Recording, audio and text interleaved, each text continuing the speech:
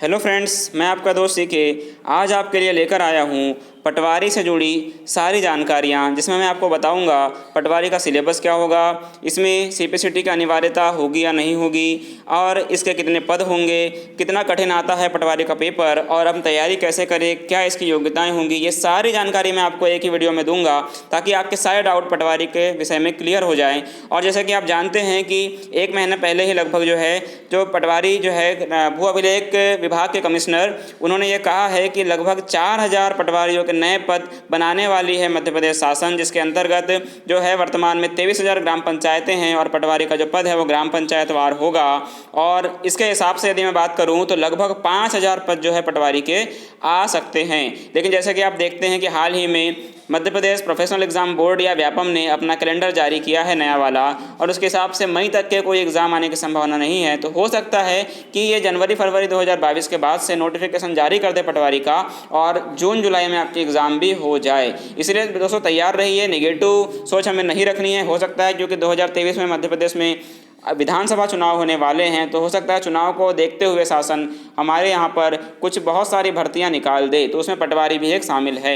चलिए देखते हैं, वीडियो को आगे बढ़ाते हैं। तो पहला पॉइंट आप देखिए कि पटवारी के यदि सिलेबस की बात करें तो मैं बता दूं आपको कि इसमें 5 विषय आते हैं। पहला विषय है सामान्य ज्ञान, दूसरा है गणित, तीसरा है कंप्यूटर, चौथा है सामान्य हिंदी और पांचवा है पंचायती राज और ग्रामीण विकास। ये जो पांचों सब्जेक्ट है ये 20-20 मार्क के आते हैं, और कुल पटवारी का पेपर 100 मार्क का होता है। ठीक है, जैसे कि आपको पहले ही बताया कि सामान्य ज्ञान, गणित, कंप्यूटर, हिंदी और पंचायती राज, ये जो 5 सब्जेक्ट्स हैं ये 20-20 मार्क्स से आते हैं। और पटवारी के एग्ज़ाम, क्योंकि ये मध्य प्रदेश के व्यापम के एग्ज़ाम है, इसमें किसी प्रकार की माइनस मार्किंग नहीं होती। दोस्तों याद रखिए, माइनस मार्किंग नहीं होती, इसीलिए आपको 100 में 100 प्रश्न हल करने हैं। चलिए आगे बढ़ते हैं। यदि मैं थोड़ा से प्रेस विज्ञप्ति की बात कर लूँ मध्य प्रदेश शासन की या उनके कमिश्नर की, तो उन्होंने कहा है कि वर्तमान में 4000 नए पदों का सृजन होगा, और 2017 में जो भर्ती हुई थी उसमें 1000 पद लगभग रिक्त रह गए थे। जो उसमें वेटिंग थी वो नहीं उठ पाई थी, उसको मिलाकर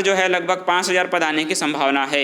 और वर्तमान में 23,000 ग्राम पंचायतें हैं और 18,000 से 19,000 पटवारी कार्यरत हैं। और यदि बात करें हम सीपीसीटी की अनिवार्यता की, तो इसके विषय में आपको बता दूं कि 2017 के एग्ज़ाम में मध्य प्रदेश सरकार ने ऑप्शन दिया था कि जो पटवारी पद पर सिलेक्ट होता है उसे 2 वर्ष के बाद तक पटवारी ये सीपीसीटी की एग्ज़ाम क्लियर करनी है। और उस समय एग्ज़ाम के समय अनिवार्य नहीं था, लेकिन हो सकता है दोस्तों आगामी आने वाले समय में जो सीपीसीटी की सर्टिफिकेट है उसे सरकार हमेशा के लिए अनिवार्य कर दे, क्योंकि एक बार आपको चांस दे चुका है, हो सकता है सेकंड बार चांस दे या ना दे। इसलिए हमें ये लेकर चलना है कि हमें सीपीसीटी हिंदी टाइपिंग पास करनी ज़रूरी है। और क्योंकि हम किसी प्रकार के सरकार की कन्फ्यूज़न में नहीं आना है, इसीलिए हमें पास करना ज़रूरी है। ठीक है, चलिए आगे बढ़ते हैं। और रही बात सीपीसीटी की कन्फर्मेशन की, तो ये नोटिफिकेशन के बाद ही कन्फर्म हो पाएगा कि वो अनिवार्य है या नहीं है। अभी हम इसके विषय में कुछ भी नहीं कह सकते। चलिए आगे बढ़ते हैं। यदि बात करें कि पटवारी की तैयारी कैसे की जाए, तो तैयारी के बारे में आपको बता दिया। जैसे मैंने आपको 5 विषय आते हैं, तो पहला विषय होता है सामान्य ज्ञान या जीएस। जीएस में अंतर्गत एमपी का जीके है, इंडिया का जीके और वर्ल्ड जीके। करंट अफेयर्स है, इसमें खेलकूद है, इसी में सिनेमा जगत है, इसी में वर्ल्ड ज्योग्राफी है, वर्ल्ड हिस्ट्री है, इंडियन हिस्ट्री है। ये सारे के सारे जो टॉपिक्स है ये जीके में आते हैं। इसके बारे में यदि हम मध्य प्रदेश के बारे में विशेष रूप से बात करें, तो मध्य प्रदेश का जो सामान्य ज्ञान है उसमें पुणेकर है, वन लाइन फैक्ट में महावीर है, टीएमएच है, निर्माण एकेडमी है। इन सब के नोट्स आपको पढ़ने हैं बहुत ही क्लोजली, और बहुत ही कहना चाहिए डीप में जाकर आपको पढ़ने हैं, ताकि एमपी का जो पूरा जीके है कवर हो जाए। इसके अलावा यदि बात करें ल्यूसेंट है इंडिया की, उसके बाद वर्ल्ड ज्योग्राफी है, वर्ल्ड हिस्ट्री है, ये सारा का सारा अध्ययन आपको करना है। ठीक, और मिसलेनियस जीके पहला कौन था, दूसरा कौन था, इस तरह से पूरी आपको पढ़ाई करनी है दोस्तों।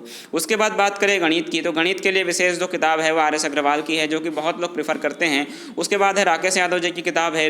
और इसके अलावा भी आप यदि आपको डीप स्टडी करनी है, तो 5वीं से लेकर 10वीं तक की जो मध्य प्रदेश शासन या एनसीईआरटी की किताबें आती हैं मैथ्स की, उसका आप अध्ययन कर सकते हैं। इसके अलावा मेंसुरेशन है, ट्रिग्नोमेट्री है। ठीक है, ये सारी चीज़ें आपको बहुत ही गहराई से पढ़ना पड़ेगा, क्योंकि आपने देखा होगा 2017 की परीक्षा में मेंसुरेशन, ट्रिग्नोमेट्री, ये सारे के सारे विषय आए थे। ठीक है, और यदि आप अधिक जानकारी के लिए आप MPPEB के साइट से मध्य प्रदेश के जो पटवारी की एग्ज़ाम है उसके जो पेपर है वो डाउनलोड कर सकते हैं। चलिए आगे देखते हैं, हिंदी के बारे में बताते हैं। तो हिंदी के बारे में बता दूँ, 2 विशेष किताब है, एक तो सामान्य हिंदी की ल्यूसेंट है और हेराल्ड पब्लिकेशन है। इसमें हिंदी का विशेष जो है एक सिलेबस दिया हुआ है, उसके अनुसार आपको पढ़ना है। और उससे अलावा भी MPPSC मेंस की जो किताब आती है जो कि महावीर पब्लिकेशन की होती है और कुसुमलता श्रीवास्तव जी के नाम पर आती है, उसका आपको गहन अध्ययन करना है।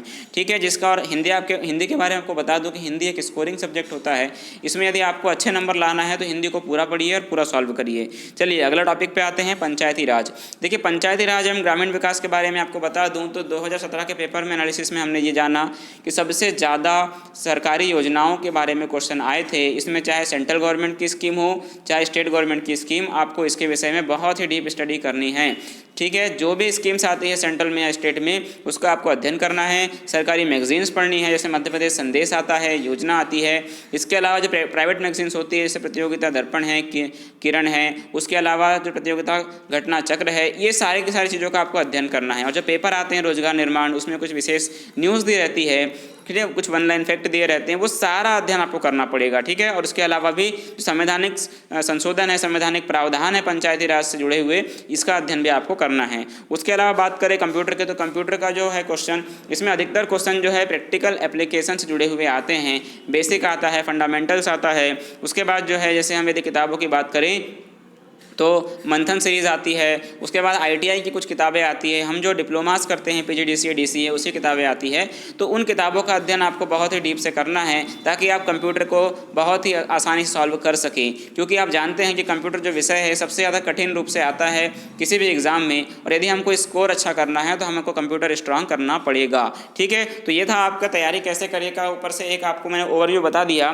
ठीक है, आगे बढ़ते हैं, इसके शैक्षणिक योग्यताओं के बारे में बात करते हैं। तो आप जैसे जानते हैं कि 2012 में पटवारी की परीक्षा में केवल 12वीं पास मांगा था। उसके बाद जो था 17 में जो एग्ज़ाम हुई थी उसमें सीधा आपको स्नातक स्तर पे कर दिया। स्नातक के बाद एक वर्षीय कंप्यूटर डिप्लोमा कर दिया। और CPCT के बारे में ये कहा गया कि सिलेक्शन लेने के 2 वर्ष के भीतर आपको ये पास करना है। लेकिन हो सकता है 2022 में जो पटवारी की परीक्षा आने वाली है उसमें स्नातक के साथ 1 वर्षीय कंप्यूटर का डिप्लोमा और उसके अलावा जो है CPCT को अनिवार्य कर दिया जाए। इसीलिए आपको बहुत ही कोई कन्फ्यूज़न में नहीं रहना है और हो सके तो आपको CPCT पास कर लेना है। ठीक है, इसके कठिनाई स्तर की थोड़ी बात कर लेते हैं, हम एक्स्ट्रा पॉइंट आपके लिए जोड़ दिया हूं मैंने। तो कठिनाई स्तर के बारे में बात करें तो बहुत सारे पेपर का एनालिसिस करने के बाद हमने ये समझा कि जो पटवारी पेपर का कठिनाई स्तर है उसमें लगभग 25% जो प्रश्न है वो कठिन लेवल के आते हैं, 35% जो है ये मध्यम लेवल के आते हैं और लगभग 40% जो है ये आसान स्तर का आता है। ओवरऑल हम कह सकते हैं जो पटवारी का पेपर है वो मीडियम स्तर का आता है। और आपको यदि और डीप स्टडी करनी है तो मध्य प्रदेश के लिए आप जिलेवार अध्ययन करना पड़ेगा, क्योंकि पिछले बार देखा गया था कि बहुत से ऐसे क्वेश्चंस हैं जो कि जिलेवार GK के हिसाब से आए थे। ठीक है दोस्तों, तो ये थे आपके पूरे के पूरे कंप्यूटर या पटवारी से जुड़ा हुआ पूरा आपका न्यूज़ जो कि आपको मैंने आपको दे दिया है। और यदि आप कुछ क्वेश्चन जानना चाहते हैं, कुछ सवालों के जवाब, तो आप कमेंट बॉक्स में अपना क्वेश्चन लिख के मुझे बता सकते हैं।